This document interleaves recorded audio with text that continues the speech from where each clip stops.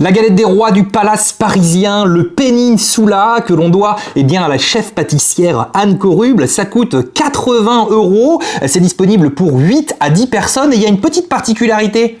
Avec cette galette, déjà de passer à la dégustation avant, il y a deux petites choses qui sont livrées avec. Je vous propose de passer à l'explication de cette galette et bien sûr de ces deux petits pots un petit peu mystérieux qui sont livrés avec. Cette galette des rois a la forme très particulière et assez atypique. On la doit à la chef pâtissière Anne Coruble. Elle s'appelle Laure des Moissons et en fait, ce qui est assez intéressant avec cette galette des rois, c'est qu'elle est en forme d'épi de blé. Alors j'aurais dit plus en forme de pain, mais c'est vrai que quand on la regarde un petit peu, on peut peut-être un petit peu percevoir l'épi de blé. Cette galette en pâte feuilletée sera accompagnée d'une frangipane aux noisettes de Piémont et avoine pour garder un petit peu ce blé finalement.